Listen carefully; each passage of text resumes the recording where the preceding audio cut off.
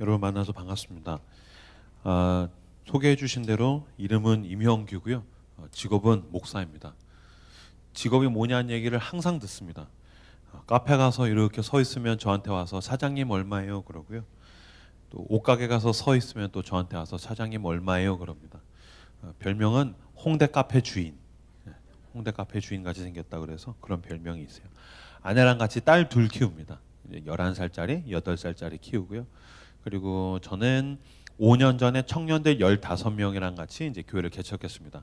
돈 없이, 공간 없이. 저에게는 지금도 공간이 없는데 하나님이 원하시는 교회를 세워보자. 믿음과 용기. 젊은이들이여 오라. 그랬더니 젊은이들은 안 오고 코로나가 왔어요. 그래서 아주 힘들어 돼지 뻔했어요. 그래서 너무너무 힘들었는데 하나님이 불쌍히 여기시고 은혜를 베풀어 주셔서 우리 업계에서 이제 은혜다라고 이야기하고 밖에서는 운이 좋다라고 이야기하겠죠. 저희 교회는 그 성수동 뚝섬역 쪽에 있고요. 라이트하우스 서울숲이라는 이름의 독특한 교회인데다가 저희 교회 구성원의 90%는 20대 후반에서 30대 후반이 90%입니다. 대부분 이제 젊은이들이고요. 저희 교회 최근에는 출석은 이제 300명 좀 넘었어요. 뭐 그런 교회를 담임을 하고 있는 목사입니다. 사랑은 믿어주는 것이다 라는 제목으로 함께 말씀 나누도록 하겠습니다. 마이크 로우를 조금 빼주시고 하이를 높여주시면 감사하겠습니다. 제가 7년 동안 솔로로 지냈었습니다. 20대 때 25부터 32까지 7년간 솔로로 지냈는데 마지막에 한 2년 정도 머리를 이렇게 길렀었습니다. 머리를 쭉 길르다가 그러다가 제가 머리를 자르는 사건이 생겼습니다. 제가 머리를 기를 때 저희 교회의 목사님이 저희 아버지셨거든요. 그러니까 저는 목사 아들입니다. 저희 교회 작은 교회, 요거 절반만한 교회인데 거기 담임 목사님이 저희 아버지셨어요. 아버지가 목사 아들, 큰 아들이 머리를 막 이렇게 치렁치렁 기르고 나니까 그 꼴 보기 싫으셨나 봐요. 너 머리 잘라. 싫어요. 나 안 자를 거예요. 우리 아버지가 저한테 뭐라 그랬냐면 너 머리 안 자르면 내가 너 잘 때 네 머리 깎아 놓을 거야. 잘라 놓을 거야. 그래서 제가 얘기했어요. 내 머리 자르기만 해봐. 나도 아빠 잘 때 아빠 머리 다 잘라버릴 거야. 누가 더 손해인지 보겠어. 뭐 담임 목사님 머리가 막 팍팍 밀려 있으면은 손해일 테니까요. 머리 제가 죽어라 안 잘랐는데 머리를 스스로 자른 사건이 생겼습니다. 왜 잘랐을까요? 제가 한 자매를 보고 사랑에 빠졌기 때문입니다. 그죠? 그러니까 뭐 머리 잘라라, 뭐 씻어라 그럴 필요 없습니다. 때 되면 다 합니다. 제가 머리를 안 잘랐는데 머리를 자르기 시작했고 제가 잘 씻기 시작했고 그리고 제가 깔끔해지기 시작했죠. 왜냐하면 사랑에 빠졌기 때문입니다. 사랑이 가지고 있는 힘이 있습니다. 뭐냐면 더 좋은 사람이 되고 싶게 만든다는 것입니다. 그건 공포로 되지 않습니다. 겁박으로 되지 않습니다. 협박으로 되지 않습니다. 사람을 더 좋은 사람으로 만들어내는 가장 큰 힘이 사랑이 있습니다. 그래서 그 하나님의 사랑을 경험하면서 사람이 변화되기 시작합니다. 사실은 지옥 간다라는 협박으로 사람이 변화되는 것이 아닙니다. 죽을 수밖에 없는 우리를 사랑하신다라는 그 복음이 우리를 변화시킨 줄로 믿습니다. 그러니까 이게 내가 죽어야 되고 내가 저주를 받아야 되고 내가 진노를 받아야 되고 내가 멸망을 해야 되는데 나 대신 하나님의 아들이 대신 죽으셨단 말입니다. 그 놀라운 사랑, 이해할 수 없는 그 신비의 사랑 앞에서 그 사랑이 내 가슴에 두근거리기 시작할 때 그 사람이 그리스도인으로서 출발하기 시작합니다. 그 사람은 어느 순간인가 예배를 기뻐하기 시작합니다. 어느 순간인가 그 사람은 아무도 나에게 강요하지 않아도 성경을 읽기 시작합니다. 어느 순간인가 그렇게 싫었던 찬양을 부르는데 막 눈물이 나기 시작합니다. 돈밖에 모르던 사람이 내 돈으로 헌금을 하기 시작합니다. 내가 쉬고 편안한 게 제일 좋았던 사람이 교회 와서 헌신을 하고 봉사하기 시작합니다. 분노하면 참지를 못하던 사람들. 저는 사실 분노 조절 장애라는 말 믿지 않습니다. 그거 거짓말입니다. 분노 조절 장애라고요? 아니요. 마동석 아시죠? 진짜 무섭게 생긴 아저씨. 그 아저씨 앞에 가면 모두가 다 분노 조절 잘합니다. 분노 조절 장애가 아니고 분노 조절 잘해가 됩니다. 마동석이 있는데 이렇게 무서운 아저씨가 있는데 어떻게 분노를 거기다 우와! 아니죠. 너무너무 무서우니까 갑자기 분노 조절을 잘하게 되죠. 분노를 마구 표출하는 것은 자기가 자기에게 제일 큰 존재가 되어 있기 때문입니다. 근데 나보다 큰 존재이신 하나님을 만나고 그 하나님의 사랑이 나를 채우기 시작할 때 분노하던 자들이 인내하기 시작합니다. 사랑을 모르던 사람이 사랑하기 시작하고 용서할 줄 모르던 사람이 용서하게 됩니다. 그 사랑에 사로잡히는 저 여러분들 되시기를 주님의 이름으로 축복합니다. 자, 따라서 해주십시오. 사랑은 나로 하여금 더 좋은 사람이 되고 싶게 만듭니다. 사랑은 나로 하여금 더 좋은 사람이 되고 싶게 만듭니다. 근데 문제가 있습니다. 그 사랑이 나로 하여금 더 좋은 사람이 되고 싶게 만드는데 이게 변했다가 안 변했다가 변하려다가 안 변하다가 이렇게 왔다 갔다 하더라라는 것입니다. 사람이 그렇게 쉽게 변하지 않더라라는 것입니다. 잠깐은 좋아지는 것 같은데 다시 회귀합니다. 아마 그런 경험들이 있을 겁니다. 은혜 받아서 좋아지는 것 같았는데 자빠지고 3계단 올라갔다가 2계단 자빠지고 그래서 그럴 때 뭐 하게 됩니까? 서로에 대해서 악담을 퍼붓게 됩니다. 저도 보니까 고등학교 때 그랬어요. 고등학교 때 수련회 갔어요. 처음 예수님을 만났을 때 그때 와 막 미치겠더라고요. 하나님이 날 사랑하시는구나. 하나님이 살아계시는구나. 그래서 제가 엄마한테 와가지고 엄마 나 하나님 만났어. 그때 우리 엄마도 저를 끌어안아주면서 역시 우리 아들 엄마가 기도했어. 아까도 보니까 가족권을 위해서 기도하시더라고요. 만약에 그분들이 교회에 나오고 회심을 하고 하나님의 사랑을 경험하면 모두가 감격하겠죠. 그래서 저희 엄마도 저한테 역시 엄마가 기도해서 할렐루야 할렐루야. 근데 예수님이 수련회 때에는 분명히 부활하셨는데 수련회 끝나고 한 일주일 지났더니 다시 예수님이 막 무덤가 들어가시는 느낌이 있는 거죠. 그래서 그것도 그런 일들 수련회 가면 은혜 받고 수련회가 끝나면 다시 개차반이 되고가 저에게서 반복되더라는 거예요. 그래서 어느 순간인가 제가 엄마 나 수련회 가서 은혜 받았어 그랬더니 우리 엄마가 저한테 뭐라면 에이 그 뭐 며칠이나 가나 보자. 뭐 한 일주일 가겠지 뭐. 네가 하는 게 뻔하지. 뭐 그런 식으로 비난, 악담을 퍼붓는 거예요. 그러다가 나중에 이제 제가 다시 개판으로 돌아가면 너 그럴 줄 알았어. 뭐 네가 뭘 하겠냐. 막 이런 식으로. 그 사랑에 의해서 사로잡혀서 난 변할 거예요라고 선언을 하고 선포를 하는데 주변에서 믿어주기는커녕 비난하더라라는 거예요. 악담을 퍼붓더라는 거예요. 아마 여기도 지금 찌릿찌릿 찔끔찔끔 이렇게 찔리시는 분들 계실 거예요. 아마 가족을 향해서 남편을 향해서 아내를 향해서 아니면 직장 동료를 향해서 아니면 교회에서 공동체끼리 믿어주기는커녕 비난을 하고 악담을 하던 때가 있더라는 것입니다. 근데 그걸 그들만 나에게 비난을 퍼붓는 우리 엄마를 탓할 수만은 없어요. 왜? 원인 제공을 내가 했으니까요. 내가 변할래다 말았으니까요. 내가 완전히 변하지 않았으니까요. 왜 그런가? 왜 서로 가운데에 나는 변할 거예요. 난 진짜 새로워질 거예요. 난 진짜 잘할 거예요. 라고 선언을 할 때 믿어주기보다는 왜 비난을 하고 악담을 퍼붓는가? 제가 보니까 첫 번째, 상심했기 때문입니다. 자, 따라서 해주십시오. 상심. 상심은 뭐냐면요. 상은 상하다. 심은 마음 심자입니다. 그러니까 상심, 마음이 깨졌다라는 거예요. 마음이 박살났다라는 거예요. 처음에는 믿었지. 내 남편이 변한다니까 믿었지. 내 자식이 변한다니까 믿었지. 우리 교회에 있는 우리 집사님, 권사님, 장로님, 목사님 그런 사람들이 진짜 이렇게 변한다고 하니까 믿었지. 그런데 그게 다시 그 전으로 회귀하니까 돌아가 버리니까 상심하는 거예요. 마음을 줬는데 마음이 박살나 버렸어요. Broken heart. 마음이 깨져 버렸어요. 마음이 상심하면 뭐 하기 시작합니까? 따라서 해주십시오. 실망. 실망은 뭐냐면요. 실이 잃어버렸다. 망은 이게 보일, 전망할 때의 보일 망입니다. 그러니까 실망은 뭐냐면 보이는 게 없다는 뜻인 거예요. 그러니까 보이는 게 없다. 그러니까 마음이 뭐가 있어야지 보이지. 마음이 뭐가 남아 있어야지 내가 희망이 있지. 소망이 있지. 근데 박살난 마음 가운데에는 아무런 것도 보이는 게 없는 거예요. 실망하게 됐어요. 보이는 게 없는 거예요. 그러니까 내가 내 자녀에 대해서 실망하고 가족에 대해서 실망하고 나 자신에 대해서 실망하니까 비난하는 거예요. 에이그 며칠이나 가겠어. 저는 저희 교회에 있는 성도들 보면서 특히 청년들한테 너무너무 안타까운 게 뭐냐면은 요새 흔히 이야기하는 그 자존감이라는 단어. 자존감이 낮은 사람들이 너무너무 많아요. 자존감이 낮은 사람들이 대부분 어떻게 가는가라고 봤더니 자기도 자기 자신에 대해서 기대가 없어요. 자기가 자기 자신에 대해서도 신뢰해 주지를 않아요. 그래서 뭐라고 하냐면은 목사님 저 이러다가 또 말 거예요. 제가 뭘 할 수 있겠어요. 저 몇 번 이러다가 전 더 또 망했어요. 전 안 됐어요. 제가 무슨 연애를 하겠어요. 제 꼬라지를 보세요. 전 취직이 안 될 거예요. 제가 무슨 결혼을 할 수 있겠어요. 저는 뭐 잘하는 게 없어요. 그래서 어떤 사람은 전 쓰레기예요. 막 이렇게 얘기해요. 왜 그랬을까요? 상심하고 실망했기 때문입니다.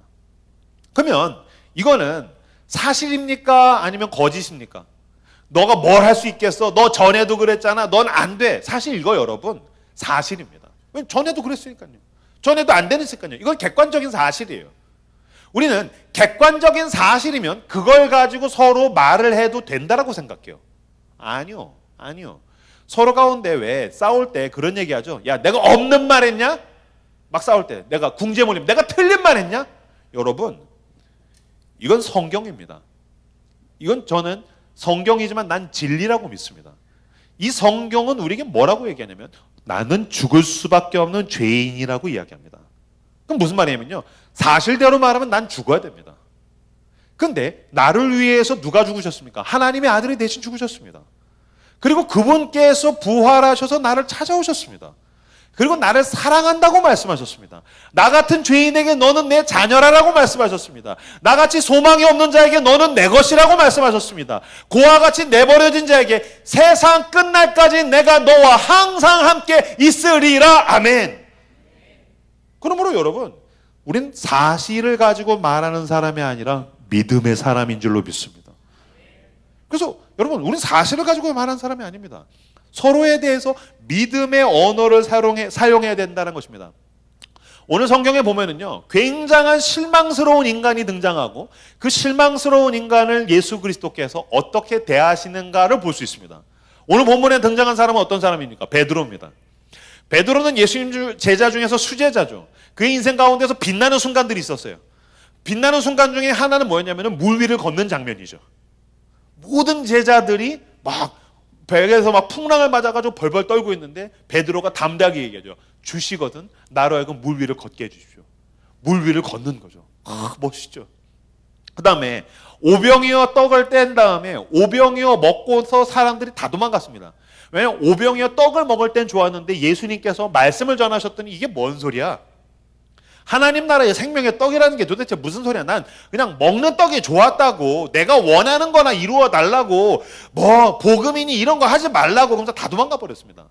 그때 예수님께서 물으시죠. 너희도 가려느냐? 그때 베드로가 뭐라고 얘기했습니까? 영생의 말씀이 여기 계시면 내가 누게로 가오리까.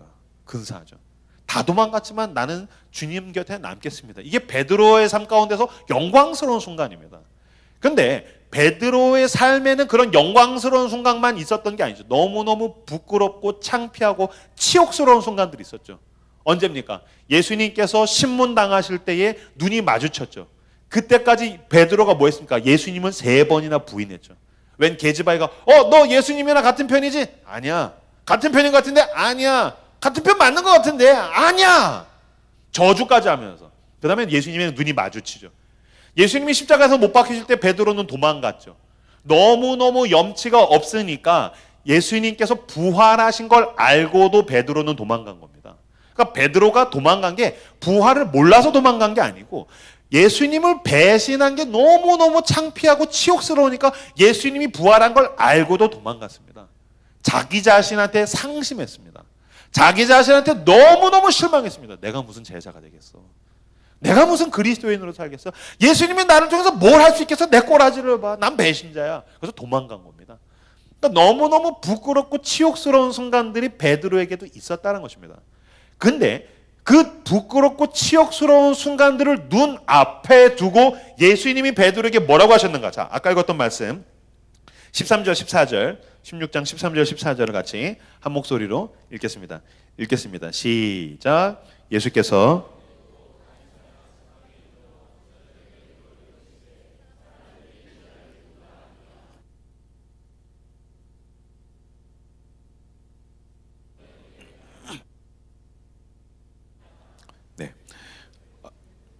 여기 14절까지만 읽으시면 되겠습니다.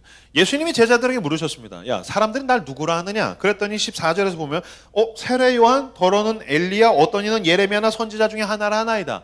이거는 명확하게 대답한 게 아니라 이렇게 뒷목을 약간 잡는 느낌? 이렇게 뒤통수 극적거리는 느낌? 예수님이 물으셨어요. 사람들이 날 누구라 하느냐? 뭐라 그랬지? 엘리야? 엘리야라 그랬어. 세례 요한이라 그랬어. 맞아, 선지자라 그랬어. 정확하게 대답을 못 합니다. 그랬더니 예수님께서 전곡을 찌르시죠. 자, 15절 말씀 같이 15절 한 목소리로 읽겠습니다. 시작. 이르시되 너희는 나를 누구라 하느냐? 예수님 전곡을 찔렀어요. 넌 날 누구라 하느냐? 제가 이 본문을 막 묵상을 하는데 어느 순간인가 약간 섬뜩했어요. 무서웠어요. 내가 이거 어디서 많이 들어본 말투인 것 같은데 너무 무서웠어요. 내가 왜 너희는 나를 누구라 하느냐, 너는 나를 누구라 하느냐, 왜 이 말이 무섭지? 어디서 들었지라고 보니까 제 아내한테 들었더라고요. 여보, 내가 당신한테 뭐야? 오빠는 나를 뭐라고 하는 거야? 내가 오빠한테 어떤 존재야? 너무 무서워요. 예수님이 그 얘기를 하신 거죠. 너희는 나를 누구라 하느냐? 넌 나를 뭐라고 하는데? 그랬더니 아무도 대답을 못합니다. 그때 베드로만 대답합니다. 16절 같이 읽겠습니다. 16절 읽겠습니다. 시작. 그리스도시요 살아계신 하나님의 아들이시니이다. 아멘. 혹시 에코가 있으면 빼주시기를 바랍니다. 아무도 대답을 못하는데 베드로가 대답했습니다. 주는 그리스도시요 살아계신 하나님의 아들이십니다. 이렇게 대답을 했을 때, 근데 여러분 베드로가 고백은 멋지게 했는데 이 다음에 어떤 사건이 있습니까? 베드로가 배신합니다. 난 예수님 몰라 3번 부인합니다. 그리고 예수님이 부활한 다음에 도망갑니다. 배신하고 도망간다고요. 이걸 예수님이 아셨을까요? 모르셨을까요? 아셨죠. 그러면 지금 이 고백한 다음에 배신한다니까요. 이 고백한 다음에 도망간다니까요. 그러면 주는 그리스도시요 살아계신 하나님의 아들이십니다 라고 이야기를 했을 때 뭐라고 했어야 됩니까? 에이그, 이 주둥이는 터져가지고 말은 잘하네. 넌 나 3번이나 배신하는 놈이야. 너 도망가는 놈이야. 넌 도망자야. 넌 오늘부터 보니까 베드로 배시구나. 넌 이제 배신자야. 같은 배시잖아. 넌 배신자야. 넌 도망자야. 이렇게 얘기해야 되죠. 주님 어떻게 저한테 그렇게 얘기할 수 있으세요? 내가 틀린 말했어? 내가 없는 말했어? 너 3번 배신한다니까? 너 도망간다니까? 넌 배신자고 도망자야. 이렇게 얘기해야 사실이잖아요. 이게 팩트잖아요.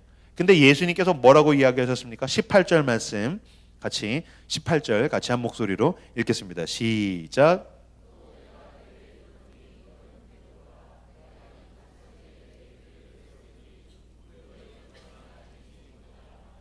아멘. 넌 베드로다. 넌 반석이다. 넌 굳건한 사람이다.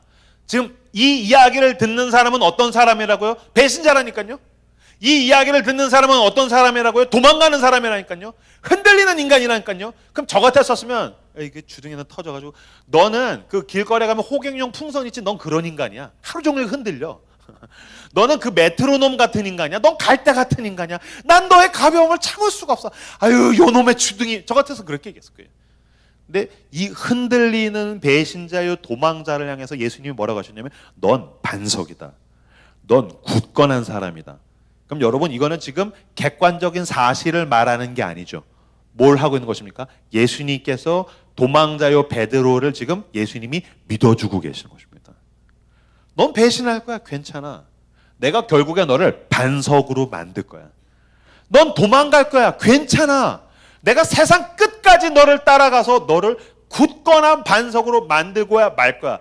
이건 여러분 객관적인 사실이 아니라 하나님의 의지입니다. 하나님의 의지. 너는 네 수준은 배신하는 거고 네 수준은 도망가는 거지만 내가 너를 결국에는 기어코 나의 신적인 재주와 신적인 능력과 신적인 지혜와 이 전능함으로 내가 너를 굳건한 사람으로 만들고 말 거야. 지금 예수님께서 베드로를 믿어주고 계시더라라는 것입니다. 여러분, 믿음은 객관적이지 않습니다. 따라서 해주십시오. 믿음은 객관적이지 않다. 따라서 해주십시오. 믿음은 주관적이다. 여러분, 믿음은 객관적이지 않습니다. 믿음은 지극히 주관적입니다. 그리고 여러분들은 사실 누군가의 주관적인 믿음, 사실을 외면하고 사실을 부인하는 주관적인 믿음을 받으면서 먹으면서 자랐습니다. 여기까지 어떻게 왔는지 아세요? 사실로 온 게 아니에요. 어떤 면에서는 주관적인 믿음, 뻥에 가까운 그런 믿음을 받고 먹으면서 컸어요. 자, 제가 예를 들어 드릴게요. 목사님 무슨 말씀을 하시는 거야? 저희 집에서 제일 먼저 태어난 아이는 제 동생의 아들, 조카예요. 그래서 제 동생이 대학도 먼저 졸업했고 신학교도 먼저 갔고 목사도 먼저 됐고 결혼도 먼저 했고 애도 먼저 낳았어요. 아주 싸가지 없는 놈이죠. 제가 형인데 다행히 이제 위안이 되는 거는 그래 이렇게 가서 먼저 죽어라. 이제 동생의 조카가 태어났는데 저는 그때 이제 조카가 태어났을 때 저는 신혼이었었어요. 근데 애가 태어났는데 부모가 애를 대하는 것과 조부모가 애를 우리 아버지, 어머니, 할아버지, 할머니가 이 손주를 대하는 걸 보는데 와 이거 말이 안 되는 거예요. 너무 웃긴 거예요. 무슨 말이냐면요. 애가 왔는데 저도 애를 키워보니까 애가 제일 먼저 하는 말이 뭔지 아십니까? 마, 그렇죠? 미음, 마. 그 다음이 제가 봤을 땐 비읍이요. 빠. 그죠? 근데 보세요. 애가 마 하잖아요. 그럼 엄마가 뭐라고? 엄마라고 했다고. 아니야, 그냥 얘는 그냥 마라고 한 거예요. 그러면 야 임마 이런 걸 수도 있잖아요. 임마 뭐 이런 거잖아. 임마. 근데 엄마라고 했다고. 우리 애는 천재라고. 이건 사실이 아니에요. 믿어주는 거예요. 그 다음에 빠 하잖아. 그럼 옆에 있다가 아빠가 아빠라고 했다고. 내가 네 아빠라고. 아빠 맞다고. 아빠라고. 우리 애 천재라고. 사실이 아니에요. 믿어주는 거예요. 저희 조카가 몇 개월 됐을 때 기어다니는 녀석이 왔는데 마 했더니 제 재수 씨가 엄마라고 했다고. 빠라고 했더니 제 동생이 아빠라고 했다고. 그 다음 단어를 말했어요. 뭐냐면은 하를 했어요. 히읗. 하. 그랬더니 저희 아버지가 할아버지라고 했다고. 말이 안 된다 이건. 제가 봤을 때 이건 너무 말이 안 되잖아. 어떻게 하가 할아버지예요? 하는 그냥 우리를 비웃는 걸 수도 있는 거잖아요. 하가 할아버지예요? 이건 논리적인 비약이 너무 심하잖아요. 말이 안 돼. 아버지 어떻게 하가 할아버지야? 말도 안 돼. 그랬더니 우리 아버지가 너는 왜 이렇게 목사가 믿음이 없냐? 이 강팍한 녀석아 회개해라 막 하면서. 근데 끊임없이 하라고 했더니 맞아 내가 네 할아버지야 할아버지야. 근데 몇 개월 후에 왔어요. 이 녀석이 핫찌라고 하는 거예요. 그랬더니 봐라 할아버지를 보잖아. 핫찌가 어떻게 할아버지야. 나는 밥을 먹곤 하지. 뭐 그런 거잖아. 난 배고 고프곤 하지. 근데 핫찌 할아버지야. 하가 핫찌가 되고 함지가 되고 핫찌가 되고 할아버지가 되는 거예요. 하라고 처음 얘기한 그날부터 할아버지라고 부르는 그 날까지 우리 아버지는 손주를 믿어주더라고요. 여러분 꼬맹이가 돌이 되면 일어납니다. 돌이 지나면 애가 일어납니다. 일어났을 때 뭐 합니까? 우리 애 일어났다고. 와 걸어와 걸어오긴 개뿔이 일어나면 자빠져요. 돌 때 일어나서 걷는 애 보셨어요? 무슨 사슴입니까? 못 일어나요. 일어나서 자빠져요. 그럼 보세요. 애가 처음 일어났다가 자빠졌을 때 에이 조졌네 글러서 얘는 이제 못 걸어. 그런 엄마 있어요? 없어요. 어떤 엄마도 어떤 아빠도 안 그래요. 넘어졌으면 뭐해요? 믿어주기 시작합니다. 넌 걸을 거야. 넌 일어날 거야. 어떤 학자가 보니까 아이가 처음 일어나서 걷게 될 때까지 3,000번을 넘어진답니다. 3,000번을. 여러분 다 걸어 다니시죠? 여러분이 걷게 될 때까지 여러분의 부모님이 당신을 3,000번을 믿어준 겁니다. 우리 아들은 걸어갈 거야. 우리 딸은 걸어갈 거야. 우리 딸은 말하게 될 거야. 우리 딸은 학교에 가게 될 거야. 우리 딸은 친구를 사귀게 될 거야. 아니 엄마 싸웠어. 우리 아들은 화해하게 될 거야. 너는 숙제를 하게 될 거야. 넌 친구들을 사귀게 될 거야. 너는 너에게 주어진 일들을 잘 수행하게 될 거야. 난 실패했어. 넌 이걸 또 딛고 일어나게 될 거야. 그 믿음을 먹고 우리가 여기까지 온 겁니다. 무엇보다 우리를 끝까지 믿어주시는 분이 계시죠. 너는 나를 만나게 될 거야. 내가 너를 얼마나 사랑하는지를 알게 될 거야. 이 성경에 있는 모든 이야기가 너를 향한 내 사랑의 고백이라는 걸 알게 될 거야. 그리고 결국에는 너는 내 품에 안기게 될 거야 라고 우리의 하나님 아버지께서 저와 여러분을 믿어주신 줄로 믿습니다. 여러분 하나님이 당신을 믿어주십니다. 그리고 그 믿음을 먹고 우리가 여기까지 왔다는 것입니다. 근데 20살이 넘어서 이제는 숫자로 파악하기 시작하죠. 내 삶을 계산으로 계획하기 시작하죠. 눈에 보이는 게 전부라고 속기 시작하죠. 아니요. 눈에 보이는 모든 것은 보이지 않는 것으로 말미암았는 줄로 믿습니다. 하나님께서 우리를 믿어주시고 하나님의 사람이 우리를 믿어주는 것입니다. 사랑이란 무엇입니까? 우리를 믿어주는 것입니다. 그래서 사랑은 믿어주는 것입니다. 로마서 1장 17절 말씀을 앞에 화면을 보시고 같이 읽겠습니다.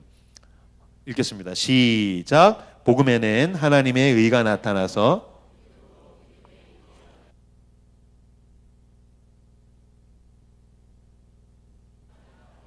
아멘.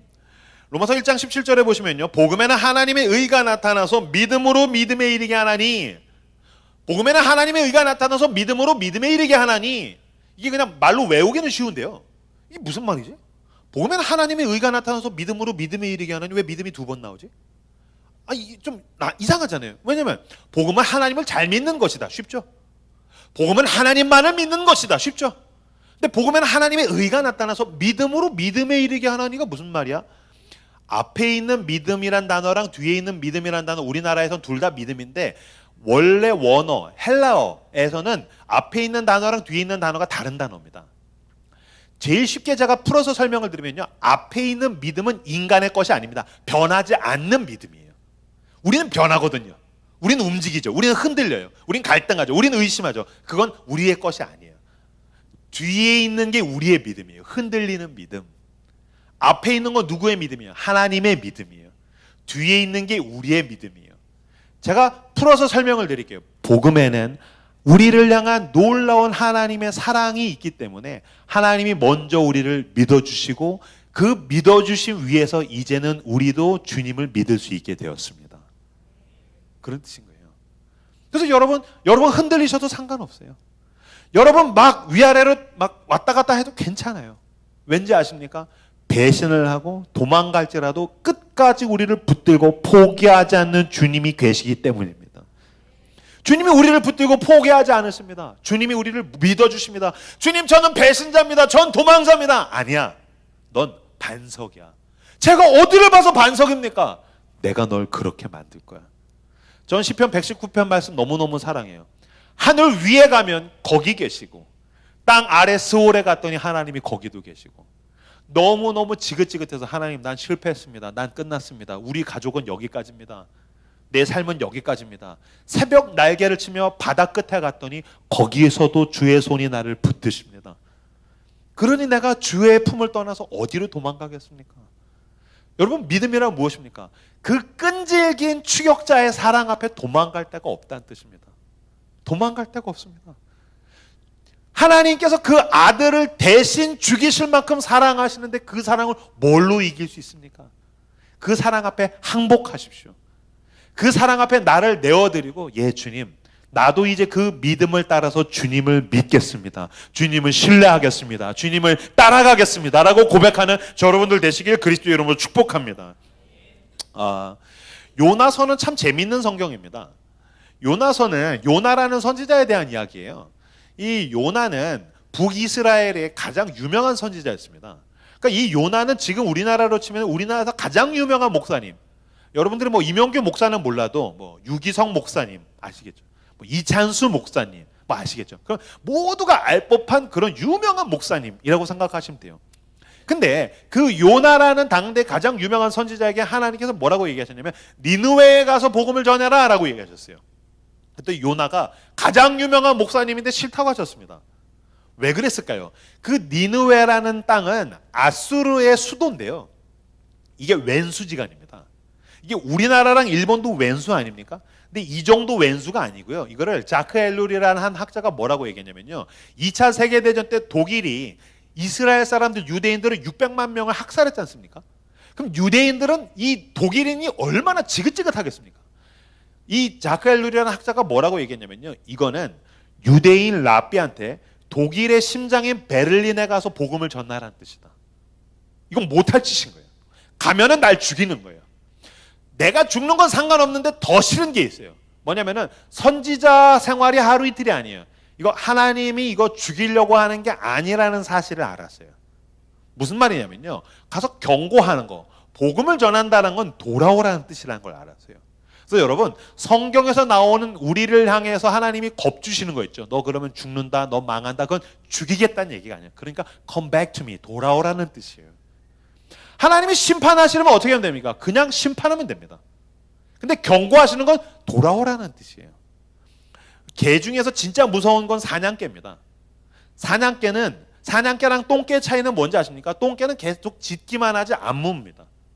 멍 에휴 하면 도망갑니다. 근데 진짜 무서운 개는 으르르 하면은 제 다리가 물려 있어요. 그러니까 하나님이 경고하시는 거는 살려주시겠다라는 거예요.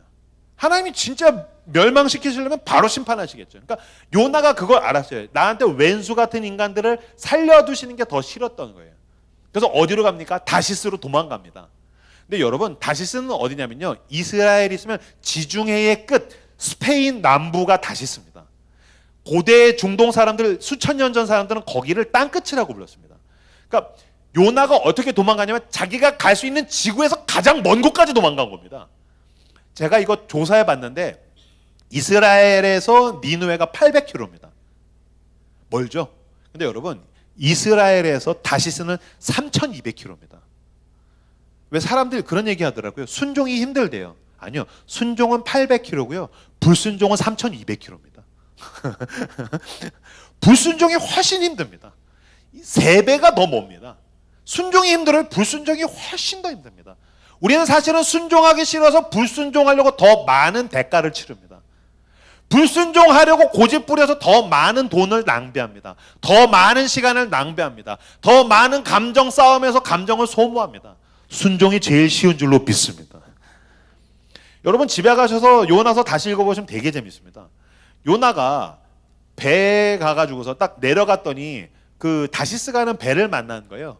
배삭을 주었더라 라고 나와 있거든요. 요나서 1장에 보면 배삭을 주었다. 이 배삭이 원어를 제가 찾아봤는데 이 배삭은 1인분 가격이 아니에요. 내 티켓 가격이 아니에요. 배의 가격이에요. 예? 무슨 말이냐면요. 여기에서 땅끝에 가는 배가 KTX 같이 하루에 10대씩 있는 게 아니라고요. 이게 1년에 한 대 있을지 2년에 한 대 있을지 모르는 거예요. 근데 때마침 갔더니 거기 갔더니 그 땅끝에 가는 다시스 가는 배가 있는 거예요. 그래서 그 타서 갑시다. 선장이 얘기했겠죠. 무슨 소리야. 사람이 꽉 차야 가지. 언제 차는데 몰라 뭐 5개월이 걸릴지 6개월이 걸릴지 1년이 걸릴지. 장사꾼이든지 저 땅끝에 가는 사람들이 차야지 가지. 임마 너 하나 탔다고 가냐? 그럼 뭐라고 했겠어요? 내가 이 배 가격 다 낼게. 그러니 가자.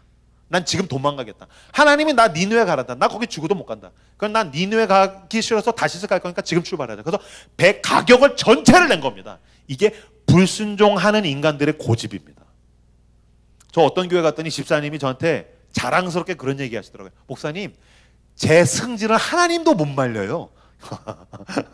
왜 못 말려요? 하나님이 얼마든지 꺾을 수 있어요. 어디 하나님 무서운 줄 몰라서 우리가 그렇게 얘기하겠습니까? 우리는 사실은 하나님께 순종하기 싫어서 더 많은 대가를 치르고 배 가격을 내고 4배를 고생해서라도 나는 다시스 가겠다. 근데 그거 별 볼 일 없습니다. 왜 그렇습니까? 가다가 태풍을 만나기 때문입니다. 태풍을 만나서 배를 뒤흔들 때는 답이 없습니다. 거기서 어떻게 합니까? 이 요나가 물에 빠져가지고서 물고기가 삼킵니다. 물고기가 삼켜가지고서 결국에는 거기서 하나님 날 살려주십시오. 그래서 정확하게 하나님이 니느웨에다가 뱉어놓습니다. 그러니까 인간이 고집이라는 건 별거 아닙니다. 뭐 날 죽여 아니요. 물고기 뱃속에 사흘만 들어가면 부름받아 나서니면 어디든지 가오리다. 그리고 결국엔 개겨봤자 결국에 하나님이 나를 정확하게 하나님이 예비하신 땅에다가 뱉어놓습니다. 순종이 제일 빠른 길인 줄로 믿습니다. 그래서 이제 니느웨 갔는데 집에 가셔서 요나서 읽어보면 되게 재밌습니다. 두 번째로 하나님께서 요나에게 말씀하여 이르시되 1장 1절에서는 요나에게 말씀하여 이르시되 3장에서는 두 번째로 말씀하여 이르시되 기회를 또다시 주신 거예요. 그래서 야, 너 가서 니느웨에서 말씀 전해라. 니느웨는 사흘을 다닐 만큼 큰 성읍이더라. 요나가 하룻길을 다녀 외쳐 이르되 40일이 지나면 니느웨는 망할 것이다. 보세요. 니느웨가 얼만큼 크다고요? 사흘을 다녀야 할 만큼 크대요. 근데 요나가 며칠 다녔대요? 하루를 다녔대요. 다시 니느웨가 얼만큼 컸다고요? 3일을 다닐 만큼 크대요. 근데 요나는 하루를 다녔대요. 이건 순종이에요? 불순종이에요? 저 같았었으면 사흘을 다녀야 될 만큼 컸으면 난 한 일주일 있었을 거예요. 만약에 여기 이 동네에는 백화점이나 쇼핑몰 뭐 큰 데 있을 거 아니에요? 저희 동네에는 이제 스타필드라고 해서 되게 큰 거 있어요. 제 아내가 저한테 여보 나 쇼핑 가고 싶어. 어디 갈래? 스타필드. 스타필드는 3시간을 다녀야 할 만큼 큰 쇼핑몰이더라. 남편이 임영규가 1시간을 가고 나서 외쳐 이르되 나 이제 피곤해서 집에 가고 싶어. 그럼 저는 심판을 당하게 됩니다. 3시간을 다녀야지 쇼핑을 한 것 같은데 1시간을 한 건 이건 쇼핑이 아니지. 그럼 제 아내가 저에게 심판을 하게 될 겁니다. 이건 순종이 아니에요. 그럼 사흘을 다녀야 되는데 하루를 다녔어요. 게다가 내용이 더 문제가 있어요. 40일이 지나면 망하게 된다. 이건 복음이 아니, 이건 저주예요. 근데 하나님께서 그거를 통해서 니느웨 전체를 변화시킵니다. 이 3분의 1의 순종, 쿼터의 순종, 온전한 순종이 아니라 아주 작은 순종, 대단한 믿음이 아니라 겨자씨만한 믿음으로도 산을 옮기시는 건 내가 아니라 하나님께서 하시더라는 거예요. 그래서 여러분, 하나님께서 우리에게 원하시는 건 대단한 일이 아닙니다. 사흘길을 다녀야 되는데 하루 만에 순종. 내가 할 수 있는 한 눈금의 순종. 내가 할 수 있는 한 칸의 순종. 여러분, 아까 보니까 이름 적어놓고 막 기도하시던데, 내가 가족에게 복음을 전할 때에 막 구속사를 다 읊을 필요 없어요. 우리 교회 좋아. 우리 교회 목사님, 배명 목사님 잘생겼어. 질투나게 잘생겼어요. 너무 깔끔하게 생겼어. 우리 교회 분위기 좋아. 작은 순종, 작은 복음, 작은 헌신. 겨지씨만한 믿음이 있으면 하나님이 산을 옮기시는 거지, 내가 대단한 믿음이 있어야지 하나님이 일하시는 것이 아니더라는 것입니다. 제가 저희 딸을 보면서 느꼈어요. 우리 딸이 어느 날 저한테 오더니, 아빠 나 턱걸이 하고 싶어 그러는 거예요. 뭐냐면 제 방에 이렇게 틀에 턱걸이 대가 있거든요. 그래서 제가 이제 집에서 턱걸이를 하는데, 나 그 턱걸이 하고 싶어. 근데 저희 딸은 1m가 조금 넘어요. 매달릴 수가 없어요. 안 돼. 아니, 아빠도 턱걸이 했잖아. 나도 하고 싶어. 안 돼. 아빠 나도 하고 싶어. 제가 왜 자꾸 안 된다고 하는지 아시겠죠? 얘가 턱걸이 하려면은 누가 힘을 써야 돼요? 내가 힘을 써야 돼요. 얘가 턱걸이 하면 내가 땀이 나요. 턱걸이 꼭 해야겠어? 나 하고 싶어. 알았어. 그래서 들어가지고서 매달았어요. 자, 턱걸이 한다. 하나, 어이구, 우리 딸 잘하네. 둘, 어이구, 우리 로운이 턱걸이 잘하네. 셋, 어이구 잘하네. 넷, 어이구 잘하네. 다섯, 어이구, 이제 그만하자. 아니야, 아빠 나 더 하고 싶어. 아니야, 난 이제 끝이야. 5개면 된 것 같아. 충분해. 그래서 이제 내려놨어요. 그래 놓고 제가 뭐라고 했겠어요? 너 때문에 아빠 팔죽지 마라. 아파 죽겠다. 힘들어 죽겠다라고 하지 않았어요. 어휴, 우리 로운이 턱걸이 잘하네. 어휴, 우리 로운이 턱걸이 잘하네. 그날 저녁에 제가 성경을 묵상하면서 기도하고 있는데, 아까 그 장면을 하나님이 보여주셨어요. 영규야, 네가 네 딸 들어서 턱걸이 시킨 다음에 네가 네 딸 턱걸이 잘한다 그랬지? 하나님이 저한테 그렇게 일하시던데요. 제가 설교했을 때 여러분이 은혜 받으신 건 제가 잘해서 그런 것이 아니라 하나님이 일하신 것입니다. 제가 교회에서 사역하고 제가 헌신하면 내 능력에 나가는 것입니까? 아닙니다. 나는 턱걸이대에 매달리는 꼬맹이에 불과합니다. 여러분, 믿음의 눈을 들어서 저를 둘러싼 하나님을 보십시오. 하나님 아버지의 강력한 손이 지금 나를 붙들고 들고 가시더라는 것입니다. 내 작은 손에 아버지의 강한 힘이 더해집니다. 우리는 그걸 믿는 것입니다. 여러분, 우리 기도할 때 하나님을 아버지라고 하지 않습니까? 제가 그게 얼마나 저에게 위로가 됐는지 모르겠어요. 그치, 나는 믿음이 작죠. 나는 약합니다. 난 연약합니다. 나의 작은 손에 아버지의 강한 힘이 더해지는 것입니다. 그래서 나는 겨자씨만한 믿음, 한 눈금만큼의 믿음, 한 칸만큼의 순종이 있으면 하나님은 그걸 가지고 하나님의 일을 하시는 줄로 믿습니다. 그래서 하나님께서 우리를 지금 어떻게 하신 것입니까? 와, 한 칸만큼만 나와. 한 눈금만큼만 와. 한 걸음만큼만 와. 너가 할 수 있는 걸 해. 넌 너가 할 수 있는 걸 해. 나는 내가 할 수 있는 걸 할게. 이것이 우리가 얻게 되는 가장 큰 위안이라는 것입니다. 제가 좋아하는 말씀이 있습니다. 빌립보서 1장 6절 말씀. 너희 안에서 착한 일을 시작하시니가 그리스도 예수의 날까지 이루실 줄을 우리는 확신하노라. 너희 안에서 착한 일을 시작하시니가. 무슨 말입니까? 여러분, 시작은 미흡하죠. 아주 작죠. 우리 안에서 목사님, 우리 가정에 무슨 일이 일어나겠어요? 여기 청년들은, 주님, 제가 취업이나 할 수 있겠습니까? 연애를 하고 내가 결혼을 할 수 있겠습니까? 내 삶에 무슨 소망이 있겠습니까? 라고 할 때 아니요. 믿음의 눈을 들어서 그리스도를 바라보십시오. 그리스도께서 우리 안에서 착한 일을 시작하셨습니다. 그리고 그리스도 예수의 날에 이루실 줄을 우리는 확신하노라. 그 제가 좋아하는 찬양 중에 온전케 되리라는 요새 부르는 워십 곡이 있는데, 거기에 이런 가사가 나와요. 갈보리 언덕 넘어 그 어느 날 온전케 되리. 전 이 대목이 너무너무 좋아요. 갈보리 언덕 넘어 그 어느 날. 주님, 아까 우리가 나라와 민족을 위해서 이 어두운 시대를 향해서 기도했지 않습니까? 뉴스를 보십시오. 뉴스를 보면서 소망이 생기는 분들 계십니까? TV 틀어놓은 뉴스 보면서 소망이 생기고 있어. 물가가 올랐답니다. 와, 소망의 목소리가 들려지고 있어. 아니요. 세상에 있는 모든 뉴스는 배드 뉴스예요. 나를 낙심하게 만들어요. 저는 경기도 북부의 동두천 살아요. 저희 엘리베이터에 최근에 LED를 달아줬어요. 보니까 LED에서 뉴스 나와요. 뉴스 막 한 줄 그 소식들이 쭉 있는데, 제가 재밌는 사실을 알게 됐어요. 그 소식 중에 그 어느 것 하나도 내가 출근할 때 나를 기쁘게 해주는 소식이 없다는 사실을 알았어요. 뭐 흉악한 사건이 일어났고, 푸틴 놈의 새끼는 아직도 전쟁을 하고 있고, 세상은 계속해서 더욱더 혼탁해지고 있고, 어려워지고 있고, 힘들고 어렵고, 그 놈의 뉴스만 보면은 제가 차에 타가지고 시동을 걸 때부터 마음이 축 가라앉아요. 세상에 있는 뉴스는 모두 배드 뉴스예요. 그렇다면 여러분, 그리스도께로 나오십시오. 예수 그리스도의 복음을 뭐라고 합니까? 굿 뉴스. 하나님께서 우리를 사랑하신다. 주님이 나를 믿어주신다. 우리 안에서 착한 일을 시작하시니까 그리스도 예수의 날에 이루실 줄을 확신하노라. 아멘. 그 믿음으로 나에게 주어진 하루하루를 걸어나가시는 여러분들 되시기를 주님의 이름으로 축복합니다. 주님께서 베드로를 믿어주셨습니다. 베드로는 배신하지만, 베드로는 도망가지만 예수님은 베드로를 믿어주셨습니다. 그러므로 여러분 주변에 있는 자들을 믿어주십시오. 여러분, 이 수암교회가 서로가 서로를 믿어주는 교회가 되시길 주님의 이름으로 축복합니다. 아무리 상심하게 만들고, 목사님 저 사람이 날 상심하게 만들었단 말입니다, 저 사람이 나를 실망하게 했습니다, 마찬가지로 여러분, 우리는 주님을 상심하게 하고 우리는 주님을 실망스럽게 하지만 주님은 우리를 믿어주시기 때문에 나도 내 주변에 있는 공동체를 믿어주고 교회를 믿어주고 가족을 믿어줄 때에 우리는 하나님 나라의 공동체가 될 것입니다. 믿어주는 것입니다. 상심하게 만들고 실망하게도 믿어주는 것입니다. 믿어주었더니, 예수님의 베드로를 믿어주었더니 변화됐네? 아니요, 배신하죠.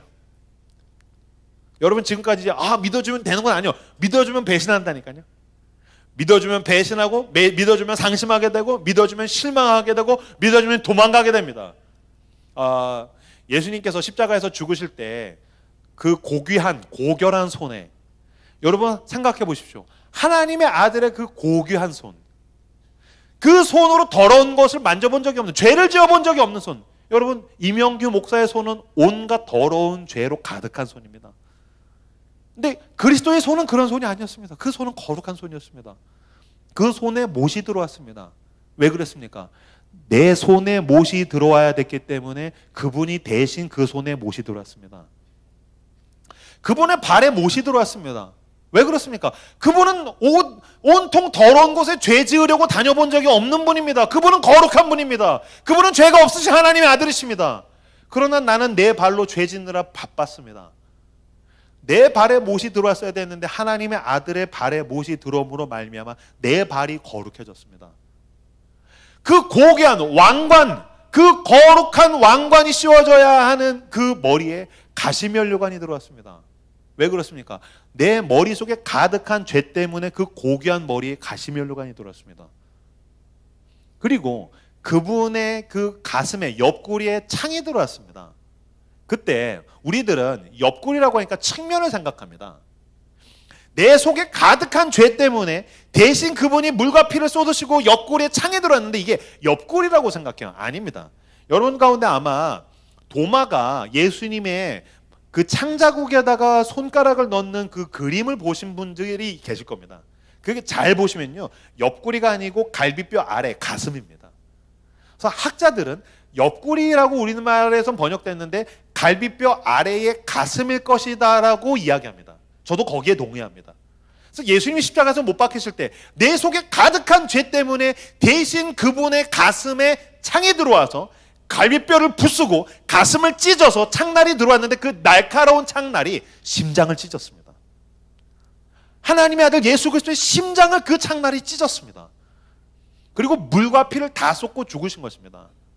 이때 심장이 찢어져서 죽으셨을 때에 로마 사람들은 라틴어로 믿음이라는 단어 있죠. 믿음. 이 믿음이라는 단어가 크레데레인데 이 크레데레가 뭐냐면요, 심장을 내어주다라는 단어예요. 심장을 내어주다. 예수님이 베드로를 믿어주셨어요. 어떻게 믿어주셨다고요? 심장을 찢어서 믿어주셨어요. 내가 뭐 네 하는 거 봐서 믿어줄게. 뭐 당시 집사님이 뭐 하는 거 보니까 내가 어떻게 믿어요? 목사님, 우리 남편 제 아내 하는 꼬라지 보세요. 이놈의 새끼 보면 제가 무슨 믿음이 가겠어요? 내가 얘 때문에 마음이 아파가지고 살 수가 없어요 라고 우린 그렇게 얘기해요. 내가 이 인간을 믿어줬더니 너무너무 마음이 아파요 라는 말은 우리에게서는 문학적 표현이고 비유고 은유예요. 예수님은 크레데레, 심장을 진짜 찢으셨어요. 이명규 같은 죄인을 사랑하시고 믿어주시기 위해서 그분은 심장을 내어주셨다는 거예요. 그분은 베드로를 믿어주셔서 심장을 내어주셨고, 이명규가 처음 24살에 회심하던 그날에, 영규야, 난 널 오늘부터 믿어줄 거야. 넌 굳건한 인간이 될 거야. 넌 주의 종이 될 거야. 넌 신실한 그리스도인이 될 거야. 아니요, 주님, 전 죄 짓습니다.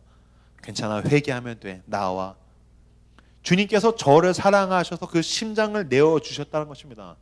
마찬가지입니다.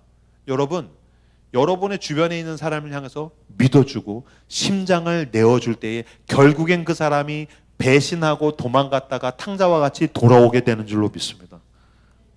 여러분, 심장을 내어주십시오. 예수님의 발등에 못이 들어왔습니다. 우리나라 속담이 있죠. 믿는 도끼에 발등 찍힌다. 우리의 발등은 찍히기 위해서 존재하는 것입니다. 우리의 발등은 찍히기 위해서 존재한 것입니다. 내 발등 찍어라. 그리고 너도 나처럼 그리스도인이 되라. 내 손은 저 사람에게 내어주는 것입니다. 찍어라. 내 손에 못 박아라. 내 심장을 내어준 것입니다. 심장을 찢어서라도 그 사람을 믿어줄 때에 그 사람은 나처럼 온전한 그리스도인이 될 것입니다. 저는 이 말씀을 믿습니다. 무슨 말이냐면요, 믿어주는 사람이 있으면 결국에 돌아옵니다. 저는 청소년 사역자 출신입니다. 제가 청소년 사역했었을 때 대부분의 교회는 그리스도의 양이 있지 않습니까?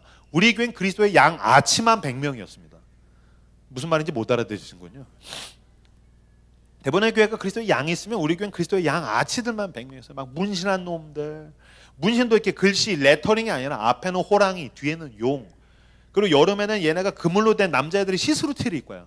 그럼 여름에 설교하고 있으면 저쪽에 호랑이가 그물에 걸려 있어요. 하면서 막 나가고 싶다 막 걸려 있고 막 염색한 애들, 빨간 머리, 노란 머리, 초록 머리, 막 베라벨 머리가 다 있고. 제가 설교 재밌게 하는 게 제 생존 기술입니다. 왜냐면 설교가 재미없으면 여자애들이 집단적으로 화장을 하기 시작해요. 그래서 설교를 하고 있으면 내가 교회에 있는 거야 아니면 올리브영에 있는 거야 막 이런 생각이 드는 거예요. 그때 제가 밥 사주면 밥 얻어먹고 도망가는 놈 수두룩했습니다. 사고 치고 경찰서 갔으면 제가 그거 해결해주면 제 뒤통수 치고도 도망가는 놈 수두룩했습니다. 수두룩하게 도망가고 수두룩하게 배신하고 수두룩하게 나갔는데 결국에 믿어주면 돌아옵니다. 그리고 결국에 믿어주었더니 돌아온 대표적인 인물이 바로 저입니다. 저는 목사 아들이지만 무신론자였습니다. 24살 때까지 난 예수 믿지 않았습니다. 전 24살에 회심했습니다. 나는 성경에서 말하는 하나님 난 안 믿었습니다. 뭐 어딘가 신이 존재할 수 있겠지. 그냥 철학에서 이야기하는 제1원인 같은 게 있겠지. 뭐 온 세상이 그냥 있겠어. 근데 성경에서 이야기하는 야훼라는 인격적인 신, 말도 안 된다. 이건 이스라엘의 조상신 아닌가. 그걸 내가 어떻게 믿냐. 우리나라에 단군이 있듯이 이스라엘의 조상신, 뭐 그런 거 있겠지. 야훼. 난 믿을 수가 없어. 더군다나 예수 그리스도. 2000년 전에 죽은 뭐 착한 사형수가 하나 있었겠지. 착한 일을 하다가 뭐 억울하게 죽었겠지. 그게 나랑 뭔 상관이냐. 됐다 그래. 뭘 물 위를 걸어 무슨 동방불패냐. 뭐 떡 5끼로 무슨 5,000명을 먹여. 무슨 말도 안 되는 뻥을 치고 있어. 야, 이렇게 문명화가 된 시대 가운데, 이런 과학 시대 가운데 이런 말도 안 되는 걸 믿고 있어. 그래서 막 쥐야 하고 기도하고 있으면 저 혼자 이렇게 눈 멀뚱멀뚱 뜨고 있고, 그냥 이건 그냥 종교적인 어떤 집단적으로 정신 승리하는 거지. 저는 안 믿었었어요. 그때 전 미친 듯이 방황했었어요. 우리 아버지 목사님이고 우리 어머니 사모님이시고 매일마다 새벽기도 하시는 분인데 저는 교회를 비웃었고 교회에서 하지 말라는 거 다 했었고 교회에서 하라는 건 아무것도 안 했었어요. 됐어. 나 그냥 서울에 대학 가서 나 혼자 그냥 잘 먹고 잘 살 거야. 됐다 그래. 전 서울에서 대학 다녔는데 처음에는 대학을 잘 다니다가 방황하기 시작했어요. 그걸 무엇보다 제가 술을 너무너무 좋아했어요. 친구를 좋아하고. 미친 듯이 방황했어요. 제가 딱 보기에도 잘 놀게 생겼잖아요. 부인하시는 분이 한 명도 안 계시네요. 아니요, 목사님 경건하게 생기셨어요 라는 분이 한 분도 아주 솔직한 교회네요. 네, 마음에 듭니다. 저 미친 듯이 방황했어요. 저 1년 내내 술 먹고 나중에는 대학에서 이제 학교도 안 가고 밤새 술 먹고 그냥 자취방에 널브러져 있는 폐인같이 지냈었어요. 23살 어느 날이었는데 밤새 술 먹고 그 술 좀 드셔보신 분들이 이 말 알 겁니다. 밤새 술 먹고 아침에 해장국집 가서 해장국 먹어야 끝나는 겁니다. 거기서 해장술 먹고 집에 가서 한 8시, 9시 사람들 출근할 때 방에 가서 이제 누워서 드렁드렁 자고 있는 거죠. 근데 새벽 기도 끝나고 저희 아버지 어머니가 제 자취방에 들이닥치신 거예요. 뜨뜨뜨뜨뜨 척 현관문 열린 소리가 들렸어요. 반수면 상태에서 느꼈어요. 아, 망했다. 아빠 엄마 왔구나. 아, 젠장. 어떻게 해야 되지? 에라 모르겠다. 계속 자는 척했어요. 문이 딱 열리더니 방에 담배 냄새, 술 냄새, 아들은 밤새 술 먹고 떡이 돼서 자고 있고 방은 개판이고, 그러니까 저희 아버지가 아우 냄새 그러더니 막 콜록콜록 거리시더니 이제 창문 열고 제 책상에 앉아서, 저희 아버지도 양반이시라 가지고서 뭐 후드로 패고 이런 건 안 하시고 책만 괜히 넣었다 뺐다 하면서 헛기침 하시는 거예요. 그래서 이렇게 막 책 넣었다 뺐다 하시는 거예요. 이제 느껴지는 거예요. 자는 척하고 있으니까. 근데 저희 어머니가 믿음의 사람이셨어요. 저희 어머니는 정말 믿음의 사람이셨어요. 저희 어머니 그날도 그랬고 저희 어머니 늘 그러셨어요. 밤새 술 먹고 학교도 안 가고서 술이 떡이 돼서 널브러져 있는 제 머리맡에 이렇게 앉으셔서 떡진 머리를, 담배 냄새 술 냄새로 찌들어 있는 떡진 머리를 이렇게 빗기시면서 저희 어머니 저한테 얘기하셨어요. 우리 형규는 나중에 좋은 목사님이 될 거야. 엄마가 기도하고 있거든. 하나님은 엄마의 기도를 들으시거든. 우리 형규는 나중에 좋은 목사님이 될 거야. 제가 귀를 듣다가 아, 우리 엄마가 미쳤구나. 믿음이란 건 객관적 현실을 외면하게 만드는 건가? 이래서 그 칼 마르크스가 종교가 아편이라고 얘기한 거구나. 객관적 현실을 외면하게 만들고 그냥 완전히 철저하게 자기 주관적으로 정신 승리하는 거구나. 우리 형제는 나중에 좋은 목사님이 될 거야. 엄마가 기도하고 있거든. 하나님은 엄마의 기도를 다 들으시거든. 제가 그날 저녁에 포장마차 가서 친구들이랑 술잔을 기울이면서 제 친구들한테 얘기했어요. 야, 우리 엄마가 뭐라는 줄 아냐? 뭐라는데 나 나중에 목사 되는데, 그때 제 친구 우하 웃으면서 네가 목사면 난 스님이다. 그래서 걔네 스님 됐는지 모르겠어요. 시간이 지났어요. 시간이 지나서 제가 24살에 회심을 하고 제 삶을 그리스도께 내어드리고 하나님의 아들 예수 그리스도가 내 인생의 주인이 되고, 저는 어느 순간인가 부르심 가운데 응답해야겠다. 난 목회를 해야겠다. 그래서 제가 일반 대학을 졸업하고 신대원에 들어가고 전도사가 되고 목사가 됐어요. 쭉 목사로 목회를 하다가 어느 날 갑자기 문득 그런 생각이 들었어요. 40대 초반에 몇 년 전에 내가 어쩌다가 목사가 됐지? 왜 여기도 이제 결혼하신 분들 아마 공감하실 겁니다. 그렇게 좋아서 사랑해서 결혼했는데 결혼해서 애 낳고 살다가 보니까 이렇게 남편 얼굴 보다가 내가 어쩌다가 이 인간과 결혼을 했지? 내가 어쩌다가 이 여자랑 결혼을 했지? 그렇죠? 이제 현타가 오는 거죠. 진짜 어쩌다가 했지라는 말은 무슨 뜻이죠? 내가 한 게 아니에요. 하나님이 끌고 오신 거예요. 어쩌다가 내가 그리스도인이 됐지? 내가 예수 믿은 것 같죠? 하나님이 끌고 오신 거예요. 내가 어쩌다가 목사가 됐지? 제가 이렇게 하나님께 물었어요. 하나님, 저가 어쩌다가 목사가 됐죠? 저가 어쩌다가 목사가 됐죠? 그때 하나님께서 저에게 보여주신 장면은 수천 명이 모인 교회에서 멋지게 집회에서 설교하고 있는 제 모습이 아니었어요. 제가 목사 안수를 받으면서 무릎 꿇고 가운을 입고서 막 펑펑 울면서 주님 내 삶을 드립니다. 그 순간도 아니었었어요. 제가 처음 회심을 할 때 주님 난 죄인입니다. 나를 용서해 주십시오. 그날도 아니었었어요. 주님 제가 어쩌다가 목사가 됐죠?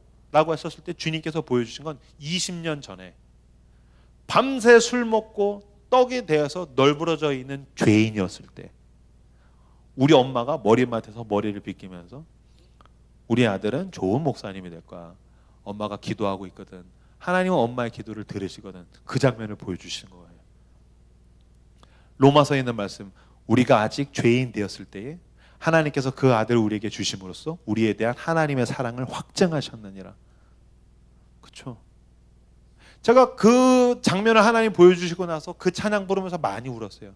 믿음이 이기네, 믿음이 이기네, 주 예수를 믿음이 뭘 이긴다고요? 온 세상 이기네. 아멘. 믿음이 이깁니다. 나를 향한 예수 그리스도의 믿어주심이 나의 방황을 이겼습니다. 나를 믿어주는 우리 엄마의 기도가 나의 죄를 이겼습니다. 나를 향한 그리스도의 십자가의 죽으심이 나의 죄와 사망을 이기셨습니다. 할렐루야. 그런즉 우리가 무엇을 두려워하겠습니까? 만일 하나님이 우리를 위하시면 누가 우리를 대적하겠습니까? 여러분, 그리스도께로 나오십시오. 그리스도의 십자가를 붙드십시오. 믿음이 이깁니다. 그러므로 그 믿음을 붙들고 우리가 살아갈 그 삶의 자리를 향해서 믿어주며 그 사랑을 베풀며 나아가는 저 여러분들 되시기를 주님의 이름으로 축복합니다. 아까 불렀던 찬양 같이 하나 부르고 기도하기를 원합니다. 나의 사랑 너는 어여쁘고 참 귀하다.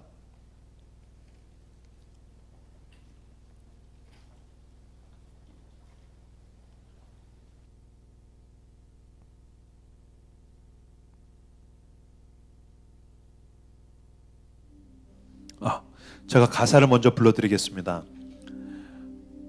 하나님께서 우리에게 말씀하십니다. 사랑스럽지 않은 나를 향해서 오늘도 방황하고 흔들리는 내 안에 선한 게 하나도 없는데 주님께서 말씀하십니다. 나의 사랑, 나의 아들, 나의 딸아, 나의 사랑아, 너는 어여쁘고 참 귀하다. 그 모든 보석보다도 귀하단다. 네가 사랑스럽지 않을 때 너를 온전히 사랑하고 너와 함께 하려고 내가 왔노라. 주의 사랑, 이 사랑은 결코 변치 않아 모든 계절을 돌보시네. 풀은 마르고 꽃은 시드나 나를 사랑한다고 말씀하신 주의 말씀은 신실해. 나는 실수하고 나는 넘어지고 나는 실패하지만 실수가 없으신 주만 바라라. 주님의 나라와 뜻이 나의 삶 속에 임하시며 주님 알기를 주만 보기를 소망해. 거룩히 살아갈 힘과 주여 거룩히 살아갈 힘 주시옵소서. 두려움 없는 믿음 주여 두려움 없는 믿음 주시옵소서. 주실 나의 하나님 완전한 사랑 찬양해. 다 함께 오늘 우리에게 주신 말씀 생각하면서 함께 찬양하며 나아가겠습니다. 나의 사랑